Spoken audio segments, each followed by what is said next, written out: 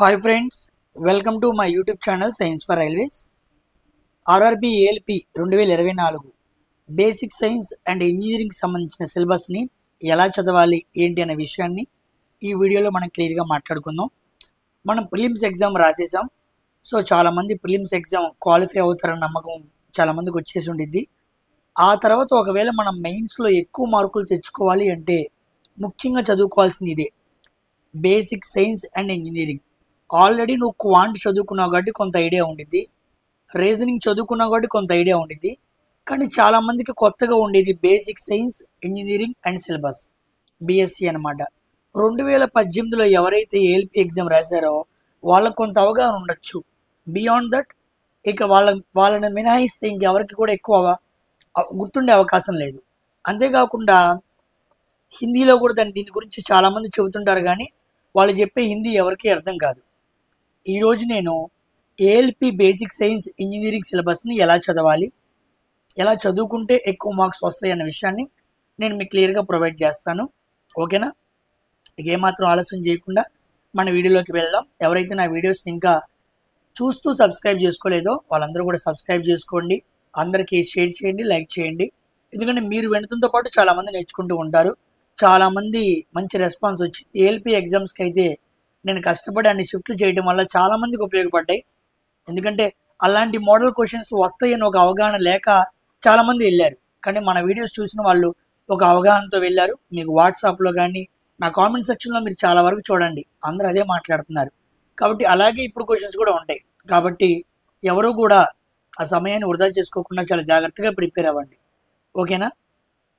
ఇక ఈ basic science ఇంజనీరింగ్లో వెళ్ళే ముందు అసలు సిబిటీలో ఏ విధంగా ఉండిద్ది, ఆర్ఆర్బి ఏఎల్పి ఈ సిబిటి ఎగ్జామ్ ప్యాటర్న్ ఎలా ఉండిద్ది అని మనం చూస్తే, ఫస్ట్ పేపర్ 1, పేపర్ 2. పేపర్ 1లో ఏమో మనకి 100 మార్క్స్ ఉంటాయి, పేపర్ 2లో ఏమో మనకి 75 మార్క్స్ ఉంటాయి. టోటల్ 175 మార్క్స్ అనమాట. అయితే ఇది క్వాలిఫైయింగ్ నేచర్ అనమాట, క్వాలిఫైయింగ్ నేచర్. ఓకేనా? దీంట్లో ఒక 26 నుంచి 27 క్వశ్చన్స్ రైట్ అయితే చాలు, ఇబ్బంది ఏమీ లేదు. ఎవరికైనా సరే అంత క్వాలిఫై అయితే చాలు. ఎస్సీ ఎస్టీ బీసీ అని కాదు, ఎవరికైనా 75 క్వశ్చన్లో 26 నుంచి 27 అలా తెచ్చుకునేలాగా ప్రిపేర్ అయితే ఇది క్వాలిఫై అయితేనే పేపర్ 1ని కరెక్ట్ చేస్తారు. ఒకవేళ పేపర్ 2 ఆ రిలవెంట్ ట్రైడ్లో మనం కానీ ఫెయిల్ అయ్యాం అనుకోండి, పేపర్ 1ని ఎన్ని మార్క్స్ తెచ్చుకున్నా పట్టించుకోరు. సో పేపర్ 2 చాలా ఇంపార్టెంట్. అయితే ఈ పేపర్ 2 ఒక్కొక్కరికి ఒక్కో ట్రేడ్ ఉండిద్ది. ఎలక్ట్రికల్, ఎలక్ట్రానిక్స్, మెకానికల్, అయితే ఐటీ అయితే డీజిల్ మెకానిక్, ఫిట్టర్, వీటన్నిటికీ కోర్సెస్ ఉంటాయి అన్నమాట. బయట ఆఫ్లైన్ ఇన్స్టిట్యూషన్స్లో చెబుతూ ఉంటారు, ఆన్లైన్లో కూడా కొంతమంది పెడుతూ ఉంటారు. పలానా ట్రేడ్కి సంబంధించి ఎక్కడైతే బాగుండిద్దో అలాంటి చోట తీసుకోండి. ఇది క్వాలిఫైయింగ్ కాబట్టి అంత ఇబ్బంది ఏమీ లేదు. చాలా జాగ్రత్తగా చూసి మంచి చోట తెచ్చుకోండి. పలానా అని నాకు ఎవరు కనపడలేదు యూట్యూబ్లో కూడా.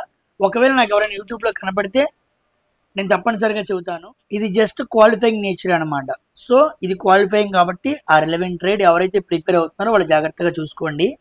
అటు తర్వాత చాలా ఇంపార్టెంట్ ఇది ఏంటంటే అర్థమెటిక్, రీజనింగ్, సైన్స్ ఉన్న ఈ 4 చాలా ఇంపార్టెంట్. ఈసారి మనం గమనిస్తే జనరల్ అవేర్నెస్ లేదు. ఇదివరకైతే జనరల్ అవేర్నెస్ కూడా 10 మార్కులకి ఉంది, కానీ ఇప్పుడు ఆ 10 మార్కులు లేదు. ఈ 10 మార్కులు కూడా ఈ మూడిట్లో కలిపిచ్చేయచ్చు.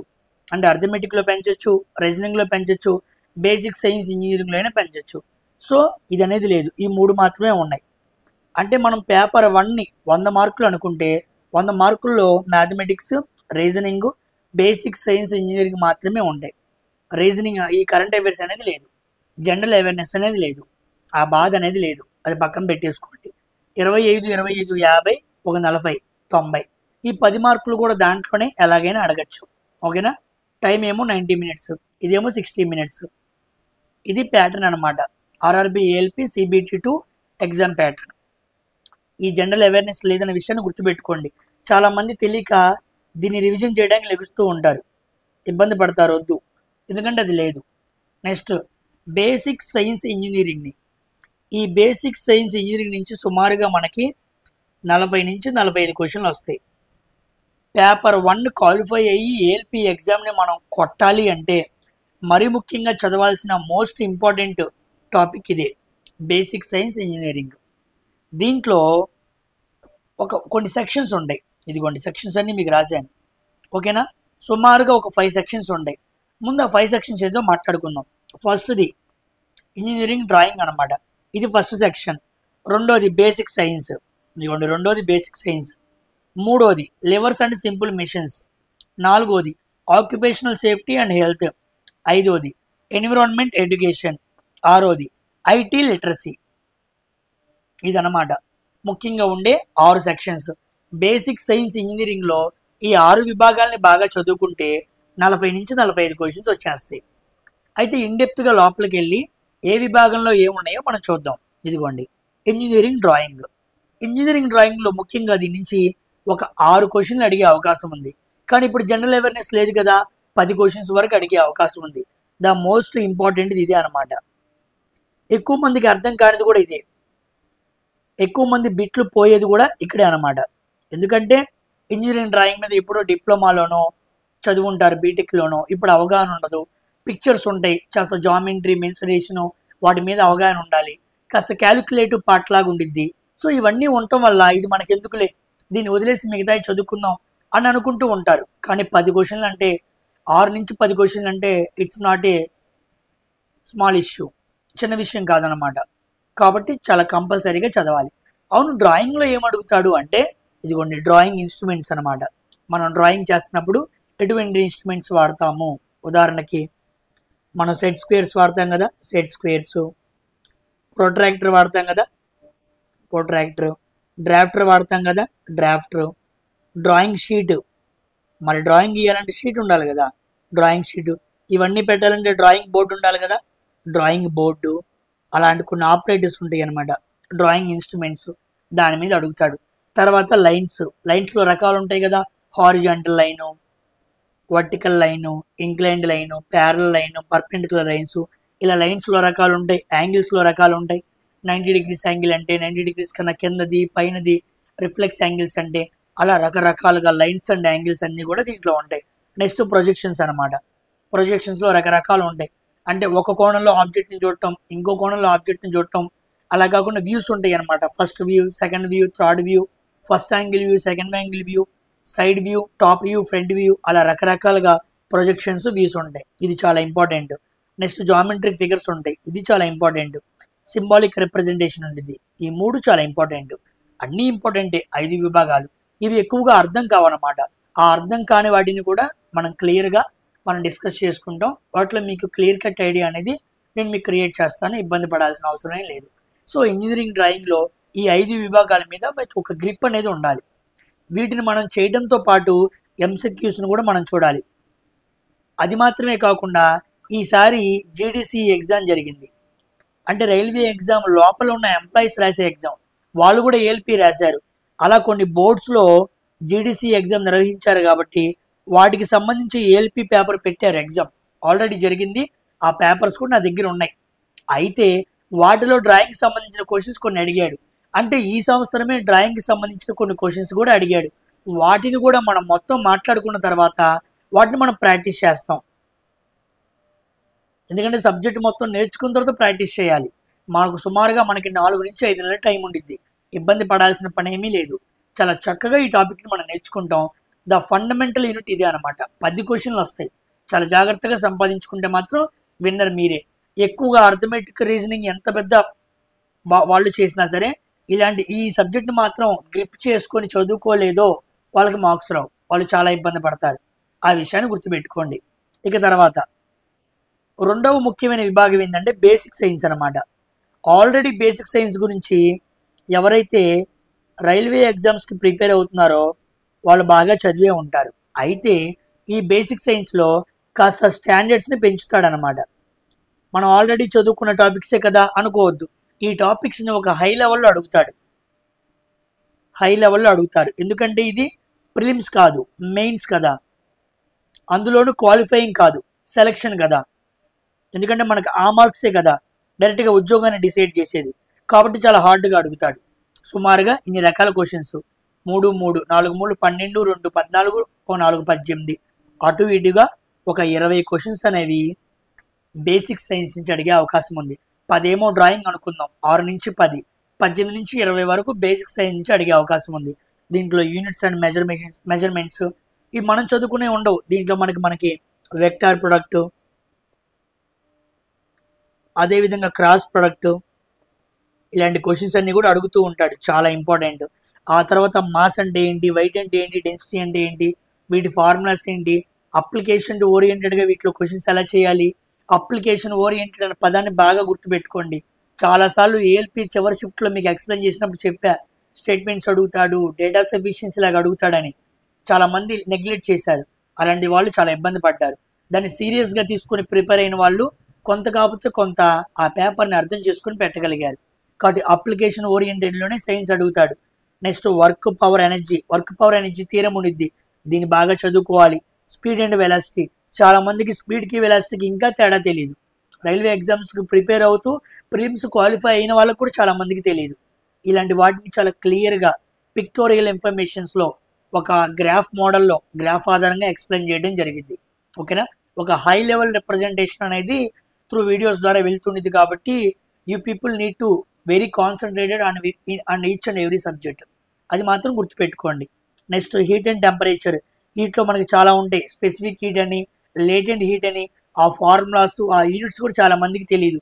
అలాంటి వాటిని మనం క్లియర్గా మాట్లాడతాం. నెక్స్ట్ బేసిక్ ఎలక్ట్రిసిటీ, దీని మీద బాగా అడుగుతాడండి. లాస్ట్ టైం ఏఎల్పి ఎగ్జామ్ నేను 2018లో రాసినప్పుడు ఎలక్ట్రిసిటీ మీద చాలా ప్రాబ్లమ్స్ పడ్డాయి.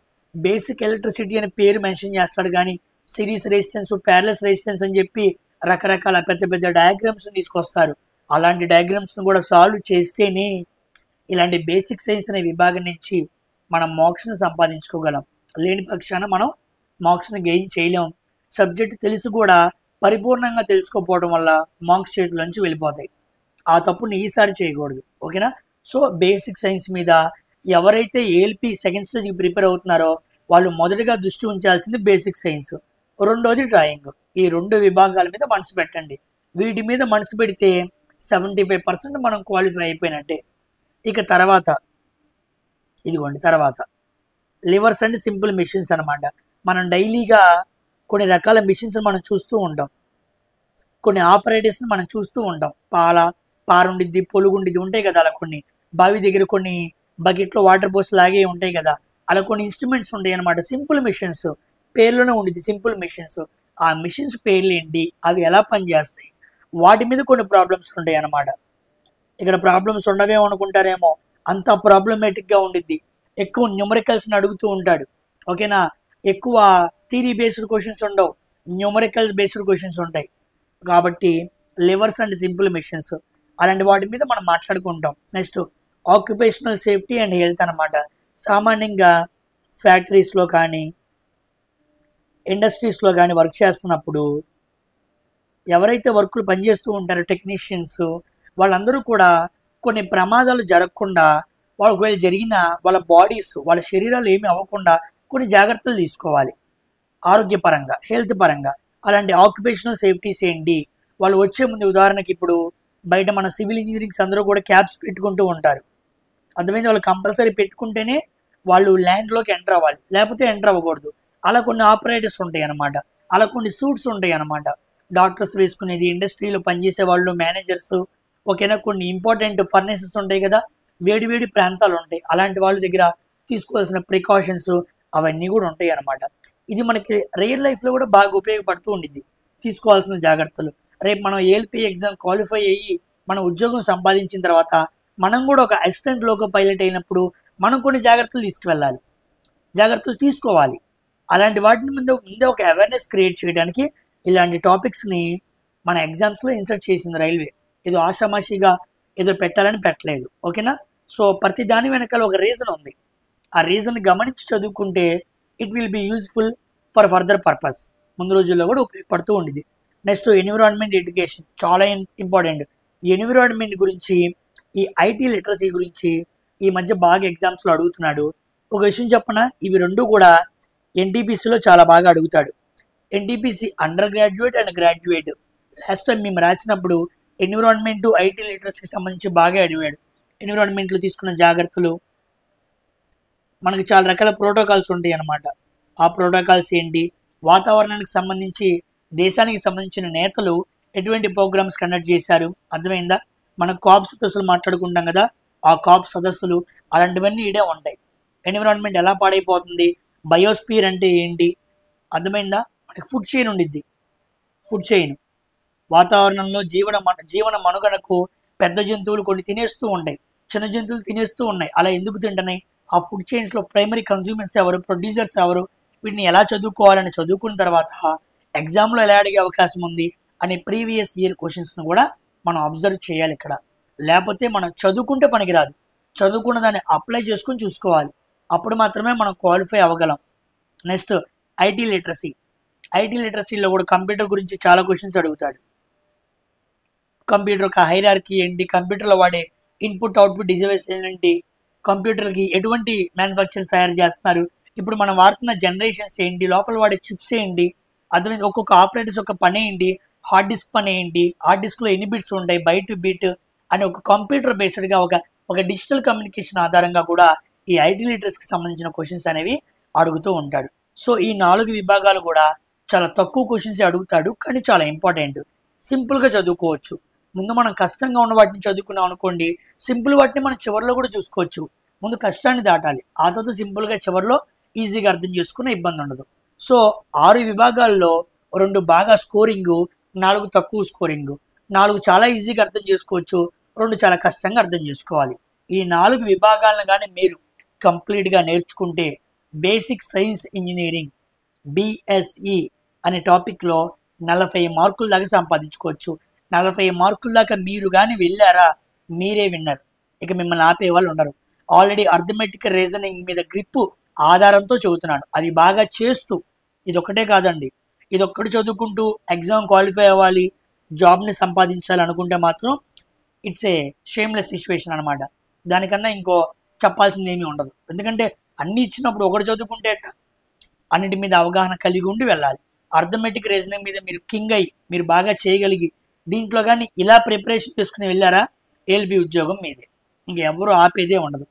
డైరెక్ట్గా సైకోకి వెళ్ళిపోతారు. ఇక సైకోమెట్రిక్లో మీరు ఎలా ప్రూవ్ చేసుకుంటారన్న దాని మీద ఆధారపడుతూ ఉండిద్ది. ఈ క్లాసెస్ అన్నిటినీ కూడా సైన్స్ ఫర్ రైల్వేస్ అనే మన ఛానల్లో నేను ఫ్రీగా చెబుతాను. ఓకేనా? మీ అందరికీ కూడా నేను ఫ్రీగా ప్రొవైడ్ చేస్తాను. ఈ కోర్సెస్ అన్నీ కూడా బయట హిందీ మీడియంలో అనుకోండి 1500 రూపాయల కోర్సులు పెడుతున్నారు. అదే తెలుగులో అనుకోండి, తెలుగులో ఎవరు సరిగ్గా చెప్పరు, అయినా 1000 రూపాయలు అలా కోర్సులు పెడుతున్నారు. ఓకేనా? ఆఫ్లైన్లో చదువుకునే చోట ఎవరో ఒక డిప్లొమా ఇంజనీరింగ్ ఫ్యాకల్టీస్ని తీసుకొచ్చి చెప్పిస్తూ ఉంటారు, వాళ్ళు కొంతవరకు పర్వాలేదు. కానీ ఆన్లైన్లో మీరు కొనుక్కోవాలంటే ఇంత రేట్స్ ఉన్నాయి. ఇంత రేటు కలిగిన వాటిని కూడా నేను కష్టపడి మీకు ఫ్రీగా ఎక్స్ప్లెయిన్ చేస్తాను. మీ ద్వారా నాకు చేయాల్సిన పని ఒకటే, నా ఛానల్ని మీరు అందరూ కూడా సబ్స్క్రైబ్ చేసుకోండి. ఎవరైతే ఇంకా సబ్స్క్రైబ్ చేసుకోలేదో వాళ్ళందరూ సబ్స్క్రైబ్ చేసుకొని షేర్ చేసి అందరూ కూడా ప్రతి వీడియోని లైక్ చేయండి. మీరు ప్రతి ఇంజనీరింగ్ వీడియోని నేను పెడుతున్నప్పుడు ఈ బేసిక్ సైన్స్ ఇంజనీరింగ్ సంబంధించిన ప్రతి వీడియో మీ స్టేటస్లో అక్కడ ప్రతి గ్రూప్స్లో మీరు షేర్ చేయండి. మీరు నాకు చేయాల్సిన పని ఒకటేమా, ఇక నేను మీ దగ్గర నుంచి ఏమీ ఆశించను, చాలా ఫ్రీగా మీకు అప్లోడ్ చేస్తాను ప్రతి వీడియోని. చాలా జాగ్రత్తగా మాట్లాడుకుంటూ వెళ్దాం. అయితే నేను ఈ వీడియోస్ మాత్రమే అప్లోడ్ చేస్తున్నాను, మరి సైన్స్ సంగతి ఏందనుకుంటున్నారు? సైన్స్ వీడియోస్ కూడా నేను అప్లోడ్ చేస్తాను, ఇబ్బంది పడాల్సిన పని ఏమీ లేదు. మీకు సంబంధించి ఎవరైతే ఏ చాప్టర్స్ ఇబ్బంది పడుతున్నారో వాటిని already light to chemical equations అలా అప్లోడ్ చేశా కదా, అలా వీటిని కూడా మీకు అప్లోడ్ చేస్తాను సైన్స్ వీడియోస్. కాబట్టి టెక్నీషియను, ఎన్టీపీసీ, జేఈ అలా ప్రిపేర్ అవ్వాలి, ఎవరు భయపడాల్సిన పని లేదు. Don't fear. వాటికి సంబంధించి సైన్స్ ఎగ్జామ్స్ని ఎలా క్రాక్ చేయాలో కూడా మీకు వీడియో అప్లోడ్ చేశాను. ఎగ్జామ్స్లో ఏమైతే అడుగుతున్నాడో, మీకు ఏమైతే కష్టమో, బయట ఎవరైతే సరిగ్గా చెప్పట్లేదో అలాంటి వీడియోస్ని క్లియర్గా తీసుకొచ్చి అప్లోడ్ చేస్తా. కాబట్టి ఇబ్బంది పడాల్సిన పని ఏమీ లేదు. ఓకేనా? చాలా జాగ్రత్తగా చదువుకోండి. ప్రతి క్లాస్ని ఫ్రీగా అందజేస్తాను. ప్రతి క్లాస్ని ఫ్రీగా ఎవరు అందచేయరు, ఆ విషయం మీకు కూడా తెలుసు. కాబట్టి నేను అడుగుతుంది ఒకటే, మీరు చదువుకునే ప్రతి ఎడ్యుకేషనల్ గ్రూప్ ఏదైతే ఉందో ఆ ప్రతి ఎడ్యుకేషనల్ గ్రూప్లో నా వీడియో మీరు సెండ్ చేయండి. ప్రతి వీడియోని లైక్ చేయండి, షేర్ చేయండి. సైన్స్కి సంబంధించిన విషయాలు ప్రతి ఒక్కరికి పెట్టండి. తెలుగులో ఈ బేసిక్ సైన్స్ ఇంజనీరింగ్ ఫ్రీగా చెబుతున్న విషయం 2 రాష్ట్రాలకి మొత్తం క్లియర్గా అర్థమైపోవాలి, వెళ్ళిపోవాలి. అలా వెళ్ళేలాగా మీరే చేయండి.